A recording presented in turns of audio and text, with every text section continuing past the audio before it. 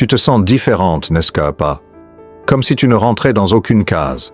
Comme si les autres ne comprenaient pas ce qui se passe en toi. Cette sensation d'être à part, incompris et parfois même rejeté ce n'est pas une malédiction, c'est le signe de ton élection divine. Écoute-moi attentivement.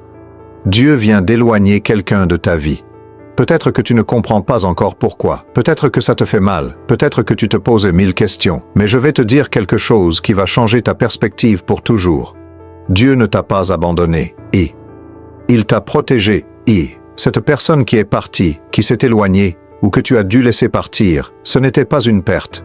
C'était une délivrance orchestrée par le Très-Haut lui-même. Dans l'invisible, une bataille spirituelle faisait rage autour de toi, et Dieu a tranché. Il a dit, « Ça suffit, mon élu ou élue est en danger. J'interviens maintenant. » Écris 777 dans les commentaires si tu te sens appelé ou appelé par ces paroles. Ce nombre va activer quelque chose dans le spirituel. Fais-le maintenant, avant de continuer à écouter. Et si tu ne l'as pas encore fait, abonne-toi à cette chaîne immédiatement. Ce n'est pas juste une chaîne YouTube.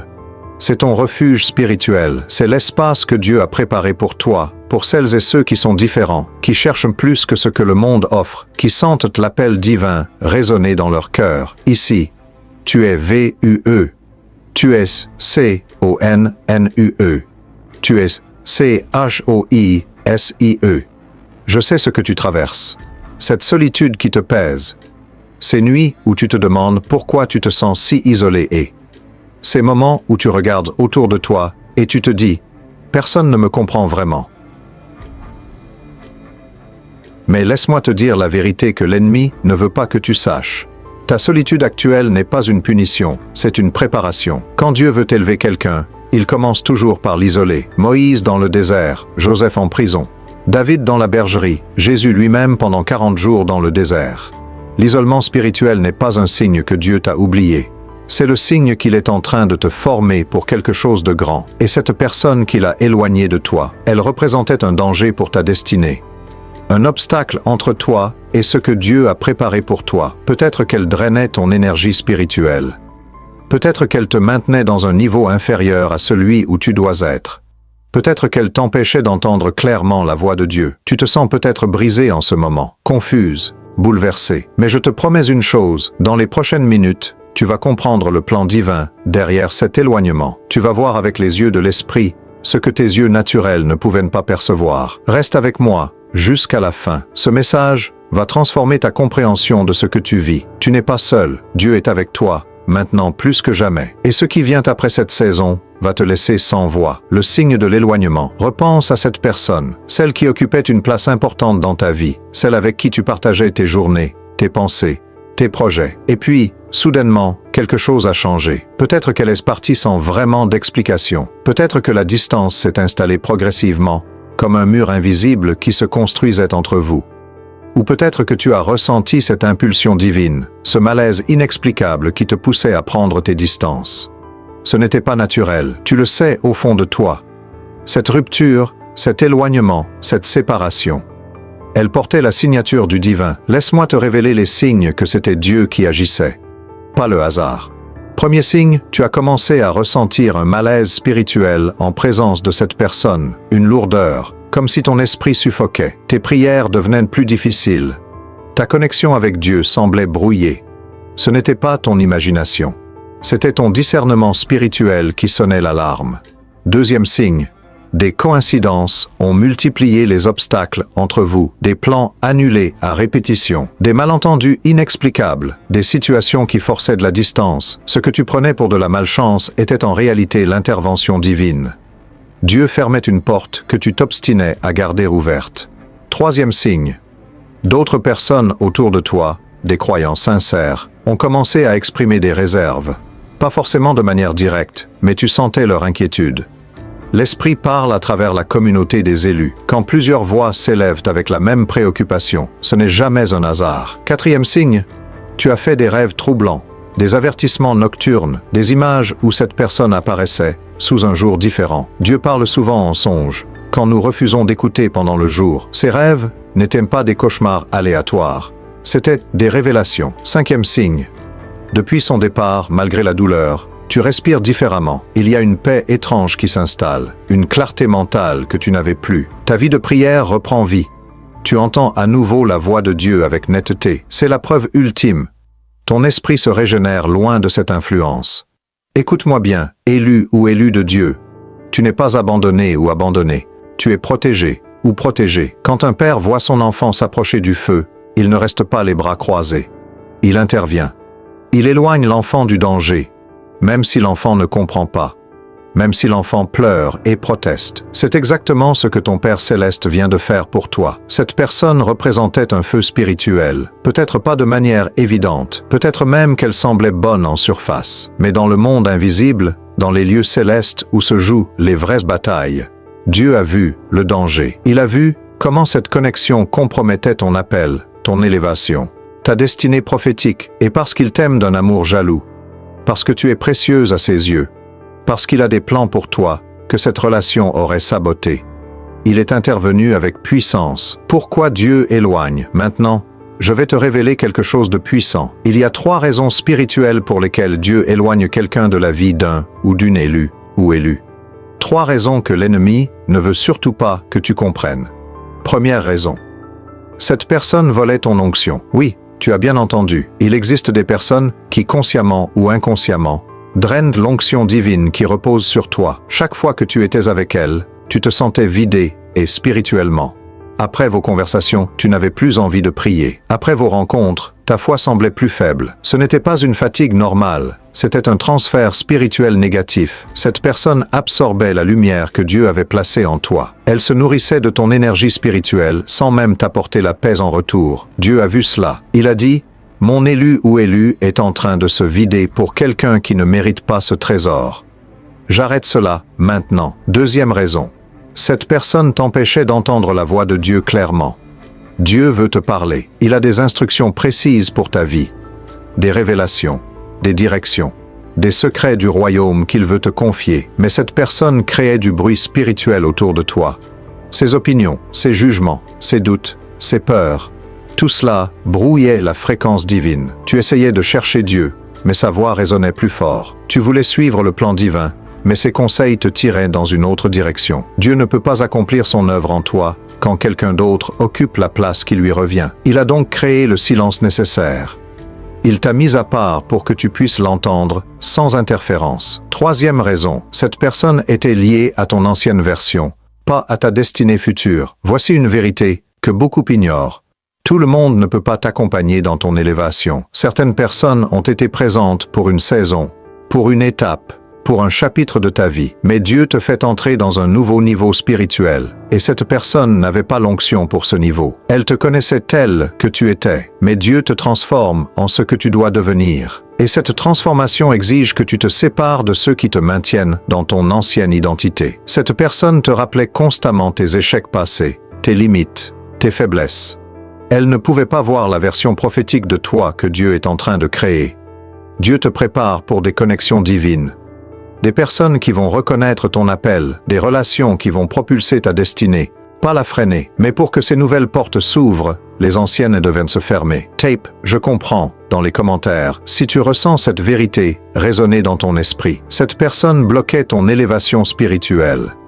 Pas parce qu'elle était forcément mauvaise, mais parce qu'elle n'était pas alignée avec ce que Dieu prépare pour toi. Et un Dieu qui t'aime ne laissera jamais personne, même quelqu'un de bien, compromettre ton appel éternel. Regarde ta vie depuis son départ. Regarde comment, malgré la douleur, quelque chose en toi s'est réveillé, comme si ton esprit sortait d'un long sommeil.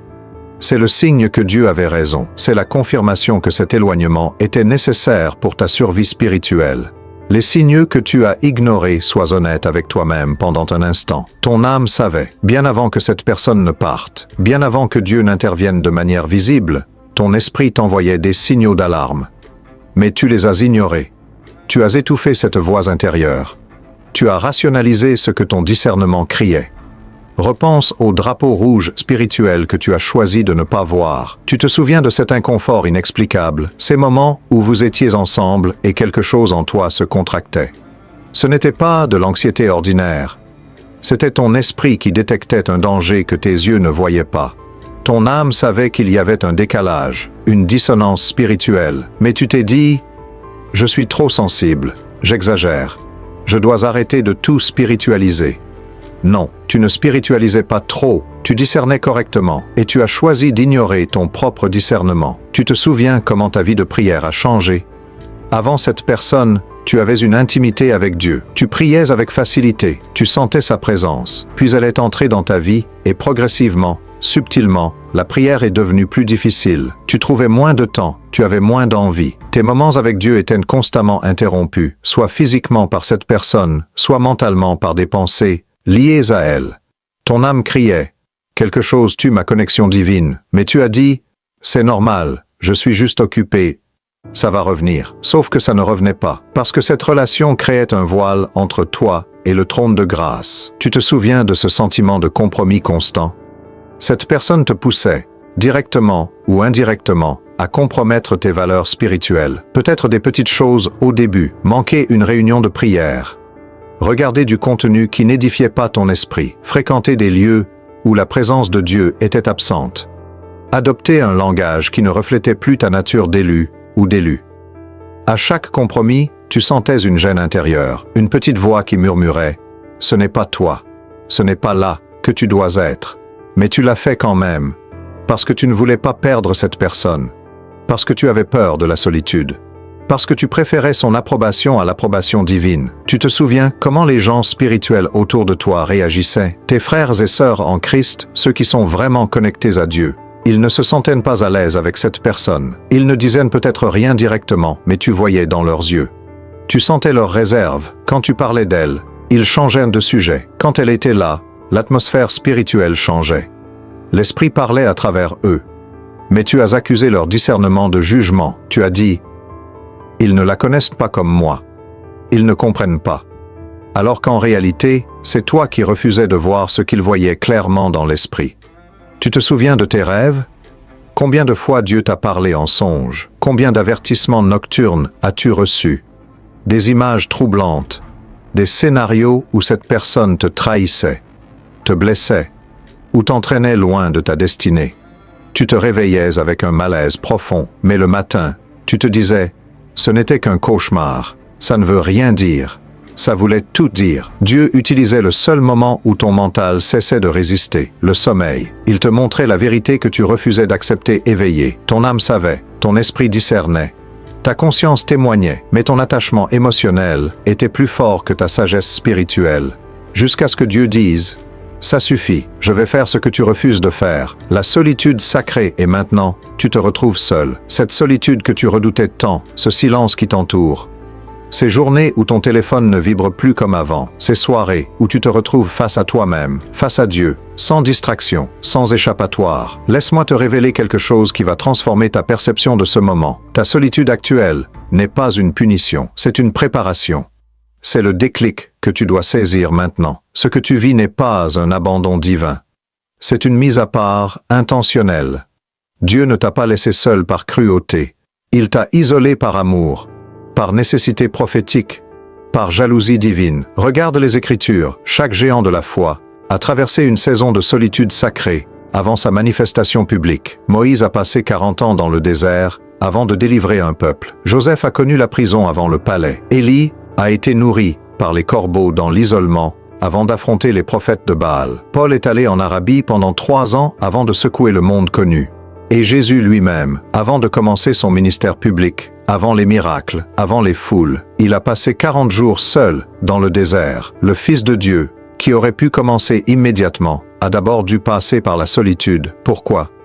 Parce que c'est dans la solitude que Dieu sculpte ses champions. En ce moment, pendant que tu te sens isolé Dieu te parle comme il n'a jamais pu le faire auparavant. Le bruit s'est dissipé, les voix parasites se sont tues, les opinions humaines ne brouillent plus sa fréquence. C'est maintenant, dans ce silence qui te pèse tant, que Dieu peut enfin déposer en toi ce qu'il a toujours voulu te confier. Il te révèle qui tu es vraiment, pas ce que les autres pensent de toi, pas l'image que tu projettes, pas la version limitée que ton entourage connaissait, mais ton identité prophétique, ton appel éternel, ta mission sur terre.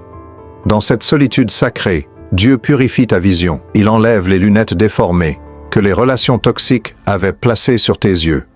Il guérit les blessures émotionnelles que tu camouflais sous l'activité sociale. Il restaure la confiance en toi que les mauvaises connexions avaient érodée. C'est dans la solitude que tu apprends à entendre sa voix au-dessus de toutes les autres. C'est dans le silence que ton discernement s'aiguise.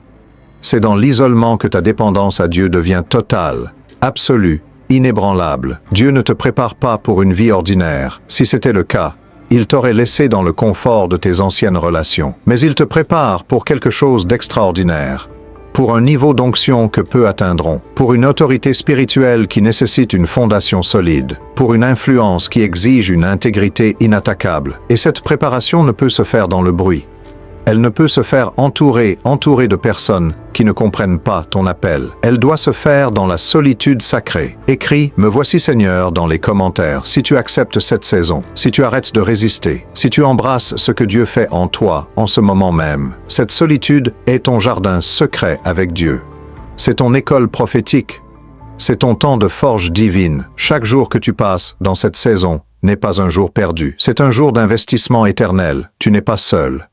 Dieu est plus présent maintenant qu'il ne l'a jamais été. Et quand tu sortiras de cette saison, tu ne seras plus jamais la même. Tu porteras quelque chose que personne ne pourra te retirer. Ce qui se passe dans l'invisible. Maintenant, je vais te révéler ce qui se passe réellement pendant que tu traverses cette saison. Ce que tes yeux naturels ne peuvent pas te voir. Ce qui se déroule dans les lieux célestes pendant que tu te sens seul sur terre. Pendant que tu pleures, Dieu combat pour toi. Oui, tu as bien entendu. Pendant que tu te sens abandonné, il y a une guerre spirituelle massive qui se déroule en ta faveur. Des anges sont déployés, des démons sont repoussés, des portes sont fermées, d'autres portes sont ouvertes.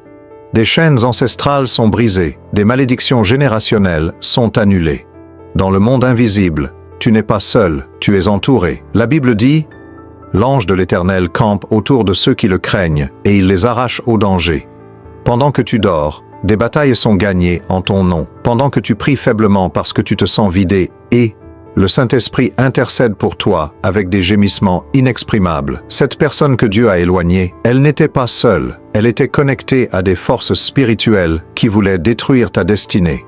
Pas forcément de manière consciente, mais dans le monde spirituel, chaque personne est un portail. Soit elle ouvre des portes célestes dans ta vie, soit elle ouvre des brèches pour l'ennemi. Et Dieu a vu que cette connexion ouvrait des brèches. Des accès pour l'esprit de doute, pour l'esprit de confusion, pour l'esprit de médiocrité, pour l'esprit de compromis. Ces esprits t'attaquaient à travers cette relation. Ils utilisaient cette personne comme cheval de Troie pour pénétrer tes défenses spirituelles. Mais ton Père Céleste a dit « Assez !» et il a fermé ce portail. Il a coupé cette ligne d'attaque. Il a scellé cette brèche. L'éloignement que tu vis n'est pas juste relationnel, c'est une délivrance spirituelle. Pendant que tu traverses cette solitude, Dieu restructure ton identité spirituelle. Il enlève les couches de fausse identité que les mauvaises connexions avaient construites autour de toi. Il déconstruit les mensonges que tu avais fini par croire sur toi-même. Il retire les limitations mentales que ces relations avaient imposées. Tu es en formation divine, pas en punition. Dans l'invisible, tu es à l'école de Dieu. Il t'enseigne des choses que tu ne pouvais pas apprendre dans le bruit. Il te révèle des secrets du royaume que tu ne pouvais pas recevoir quand tu étais distraite. Il te montre des stratégies spirituelles que tu ne pouvais pas comprendre quand ton discernement était brouillé. Chaque jour de cette solitude, ton niveau spirituel augmente. Ton autorité grandit. Ton onction s'approfondit. Ta sensibilité à la voix de Dieu s'intensifie. Tu es en train de devenir une arme spirituelle redoutable. L'ennemi le sait. C'est pourquoi il essaye de te décourager pendant cette saison. Il te murmure « Tu es seul, tu es rejeté, tu as échoué. Personne ne veut de toi. » Mais ce sont des mensonges. La vérité, c'est que tu es en train de devenir quelqu'un que l'ennemi ne pourra plus toucher facilement. Dans l'invisible, des connexions divines sont préparées pour toi. Des personnes qui vont reconnaître ton appel. Des relations qui vont catalyser ta destinée. Des alliances qui vont multiplier ton impact. Mais ces connexions ne peuvent pas entrer tant que les mauvaises connexions occupent la place. Dieu fait de la place. Il nettoie ton jardin spirituel. Il arrache les mauvaises herbes pour que les bonnes semences puissent pousser. Ce processus est douloureux, mais il est nécessaire. Regarde Jésus sur la croix. Dans le naturel, il semblait vaincu, abandonné, détruit. Mais dans l'invisible, la plus grande victoire de l'histoire de l'humanité se jouait. La mort était vaincue. Le péché était cloué. L'enfer était dépouillé. Ce que tu vis ressemble peut-être à une défaite, mais dans l'invisible, c'est une victoire monumentale. Les ennemis déguisés en amis. Voici la vérité la plus difficile à accepter, mais la plus libératrice une fois comprise. Pas tout le monde autour de toi souhaite réellement ton élévation. C'est le climax de cette révélation. Le moment où tu dois ouvrir les yeux sur une réalité spirituelle que beaucoup refusent de voir. Certaines personnes dans ta vie sourient devant toi, mais célèbrent secrètement tes échecs. Elles t'appellent ami mais sabotent ton élévation dans l'invisible. Ce ne sont pas toujours des ennemis évidents. Ce ne sont pas des personnes qui te détestent ouvertement. Non. Ce sont des Judas modernes, des traîtres qui t'embrassent avant de te livrer, des proches qui mangent à ta table, tout en complotant ta chute spirituelle. Judas n'était pas un étranger. Il faisait partie du cercle intime de Jésus. Il était choisi, appelé, proche. Il partageait les repas, les enseignements, les miracles. Mais dans son cœur, il y avait de la jalousie, de l'amertume, une ambition tordue. Et quand le moment est venu, il a vendu le Christ pour 30 pièces d'argent. Comment reconnaître les Judas modernes dans ta vie? Signe numéro 1. Ils se réjouissent de tes bénédictions en surface, mais tu sens un malaise dans leur énergie. Quand tu partages une bonne nouvelle, leurs félicitations sonnent creux. Leurs yeux ne sourient pas avec leur bouche. Ils changent rapidement de sujet ou minimisent ton succès. Signe numéro 2. Ils te rappellent constamment ton passé, tes échecs, tes faiblesses, pas pour t'encourager à grandir, mais pour te maintenir dans une identité limitée. Ils ne supportent pas de te voir évoluer au-delà de l'image qu'ils ont de toi. Ta transformation les menace. Signe numéro 3. Ils t'éloignent subtilement de Dieu, jamais de manière directe, mais leurs conversations ne t'élèvent pas spirituellement. Leurs conseils ne sont jamais ancrés dans la parole. Ils sont toujours disponibles pour des activités mondaines, mais jamais pour prier avec toi. Signe numéro 4. Ils sèment le doute sur tes révélations divines. Quand Dieu te parle et que tu partages ta vision, ils la critiquent. Es-tu sûr? N'est-ce pas un peu ambitieux? Tu devrais être plus réaliste. Ils tuent tes rêves prophétiques sous couvert de protéger ta réalité. Signe numéro 5. Ils créent de la division entre toi et les autres croyants authentiques. Ils parlent mal de ton Église, de tes leaders spirituels, de tes amis qui t'encouragent vraiment. Ils veulent t'isoler, non pas pour Dieu, mais pour te contrôler. Signe numéro 6. Ta paix disparaît après avoir été avec eux. Tu te sens drainé et confus et découragé et, pendant que tu es avec eux, tout semble normal. Mais après, tu ressens un vide spirituel. C'est parce qu'ils ont vampirisé ton énergie divine, cette personne que Dieu a éloignée de ta vie. Il y a de fortes chances qu'elle portait plusieurs de ces signes. Tu ne voulais pas le voir parce que tu l'aimais, parce que vous aviez une histoire, parce que tu pensais qu'elle te voulait du bien. Mais Dieu voit les cœurs. Il lit les intentions. Il discerne les esprits, et il a vu que cette personne était un obstacle déguisé en soutien, un ennemi déguisé en ami, un Judas déguisé en disciple. Tape discernement dans les commentaires si tu veux recevoir la vision spirituelle pour identifier ces influences toxiques. Dieu te donne maintenant les yeux pour voir, non pas pour devenir paranoïaque ou méfiante envers tous, mais pour protéger ton appel, pour garder ton onction pure, pour préserver ton élévation. Tout le monde ne peut pas célébrer ton élévation parce que tout le monde n'a pas un cœur pur. Certains sont jaloux, d'autres sont manipulateurs. Certains sont inconscients de leur propre toxicité spirituelle. Mais toi, élu ou élu de Dieu, tu n'as plus à porter ces fardeaux. Dieu nettoie ton cercle. Il filtre tes connexions. Il sépare le blé de l'ivraie autour de toi, la transformation en cours. Et maintenant, regarde-toi, vraiment. Regarde qui tu es en train de devenir. Tu n'es plus la même personne qu'avant. Quelque chose a fondamentalement changé en toi. Une métamorphose spirituelle est en cours, et tu commences à peine à en prendre conscience. Ce que Dieu construit en toi maintenant est extraordinaire, pendant que tu traversais la douleur de la séparation.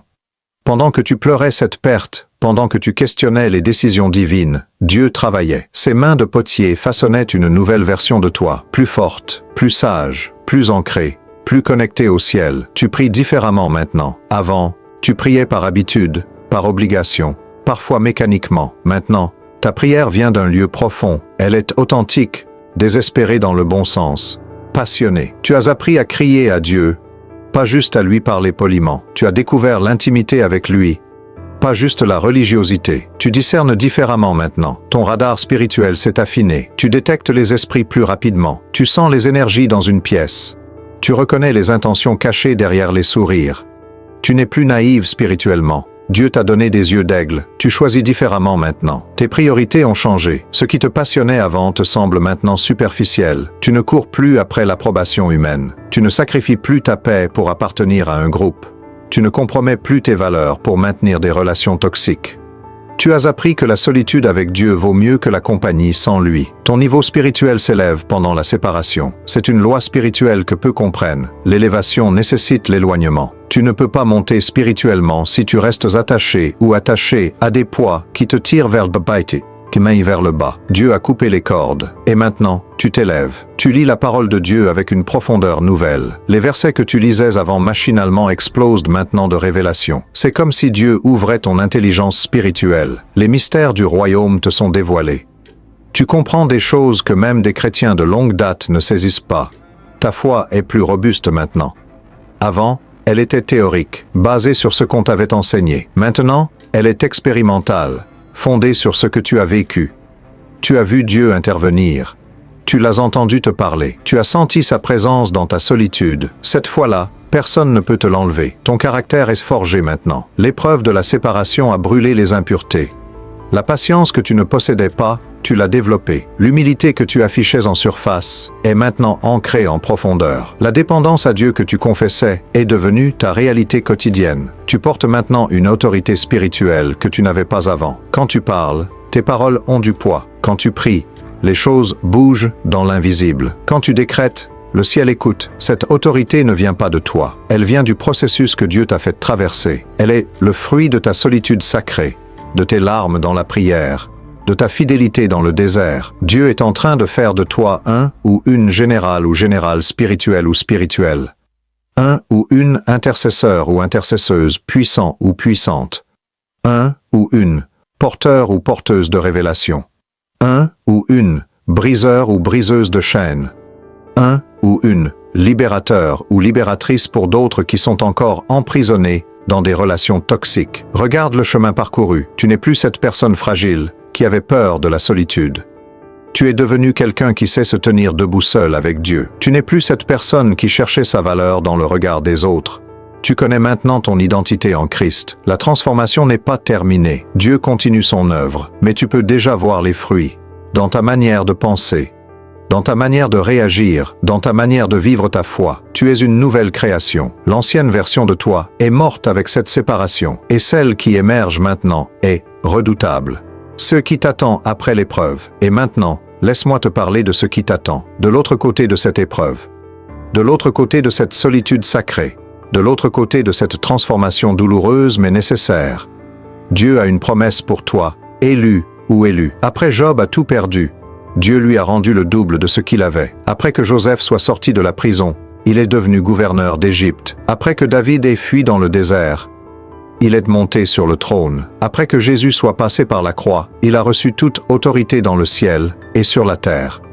Ton après sera plus glorieux que ton avant. Dieu prépare pour toi un niveau spirituel que tu n'imaginais même pas, une onction que tu n'as jamais portée. Une autorité qui va te surprendre toi-même, une influence qui va dépasser tes rêves les plus fous. Mais tu ne pouvais pas y accéder avec les connexions toxiques qui t'entouraient. En ce moment même, pendant que tu lis ces mots, des connexions divines sont alignées pour entrer dans ta vie. Des personnes que Dieu a choisies spécifiquement pour toi. Pas des relations par hasard, pas des amitiés superficielles, mais des alliances prophétiques.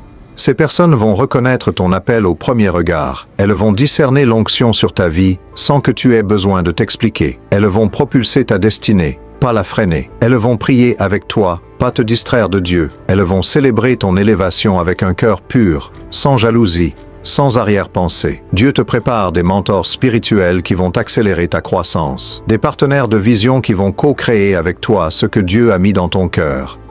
Des intercesseurs qui vont couvrir ton dos dans les batailles spirituelles. Des amis authentiques qui vont t'aimer pour qui tu es vraiment, pas pour ce qu'ils peuvent obtenir de toi. Mais ces connexions divines ne pouvaient pas venir tant que les mauvaises connexions occupaient la place. Dieu a fait le ménage. Il a libéré de l'espace. Il a préparé le terrain. Et maintenant, les bonnes personnes peuvent entrer. Ce qui t'attend, ce n'est pas juste des relations, c'est un niveau. Un niveau d'intimité avec Dieu que peu atteignent. Un niveau de révélation où les secrets du royaume te sont confiés. Un niveau d'autorité où ta parole déplace des montagnes. Un niveau d'onction où ta simple présence change l'atmosphère d'un lieu. Tu vas entrer dans des portes que tu croyais fermées. Tu vas recevoir des faveurs que tu n'as pas demandées. Tu vas vivre des miracles que tu as cessé d'espérer. Tu vas accomplir des choses pour lesquelles tu te sentais totalement disqualifié. Dieu va te positionner stratégiquement dans des lieux d'influence, dans des cercles d'impact, dans des espaces où ton témoignage va libérer des multitudes. Tu ne seras plus dans l'ombre, tu ne seras plus caché. Ton temps de manifestation arrive, mais voici ce qui est crucial. Tu dois recevoir ce que Dieu prépare. Tu dois l'accepter par la foi. Tu dois ouvrir tes mains spirituelles pour saisir l'enveloppe divine qu'il te tend. Écris. Je reçois dans les commentaires si tu acceptes cette enveloppe divine, si tu choisis de croire que ton meilleur est devant toi, pas derrière toi. Cette épreuve que tu traverses n'est pas ta fin, c'est ton tremplin, ce n'est pas ta destruction. C'est ta reconstruction selon le plan original de Dieu. Tu es en train de sortir du four de l'affliction comme de l'or pur. Et quand tu sortiras complètement, quand cette saison s'achèvera, tu regarderas en arrière et tu diras « Merci Seigneur d'avoir éloigné cette personne. Merci d'avoir fermé cette porte. Merci pour cette solitude qui m'a sauvé. Ce qui vient est tellement plus grand que ce qui est parti. Crois-le, reçois-le, prépare-toi pour ça. Alors voilà. Tu comprends maintenant, ce n'était pas un abandon, c'était une protection. Ce n'était pas une perte, c'était une libération. Ce n'était pas une fin, c'était un nouveau commencement divin. Tu es VUE. Tu es CONNUE. Tu es CHOISIE. Dieu n'a jamais détourné son regard de toi, même dans tes moments les plus sombres, même quand tu te sentais complètement seul, il était là, il observait, il veillait, il travaillait en coulisses pour orchestrer ta délivrance. Maintenant, ferme les yeux. Où que tu sois, et prie avec moi cette prière d'activation. Père Céleste, je reconnais ta main dans tout ce qui s'est passé. Je te remercie d'avoir éloigné de ma vie ce qui menaçait ma destinée. Pardonne-moi d'avoir résisté, pardonne-moi d'avoir douté de ton amour. Aujourd'hui, j'accepte ta protection. J'embrasse cette saison de solitude sacrée. Je me consacre entièrement à toi. Transforme-moi, élève-moi, prépare-moi pour ce qui vient. Ouvre mes yeux spirituels pour discerner tes plans. Envoie les connexions divines que tu as préparées. Je brise toute alliance toxique. Je ferme toute porte que tu n'as pas ouverte. Je décrète que mon meilleur est devant moi. Au nom puissant de Jésus. Amen. Écris Amen dans les commentaires. Si tu acceptes ta destinée d'élu ou d'élu. Si tu choisis de faire confiance au plan de Dieu même quand tu ne comprends pas tout, maintenant, écoute-moi attentivement. Cette vidéo n'est pas arrivée à toi par hasard.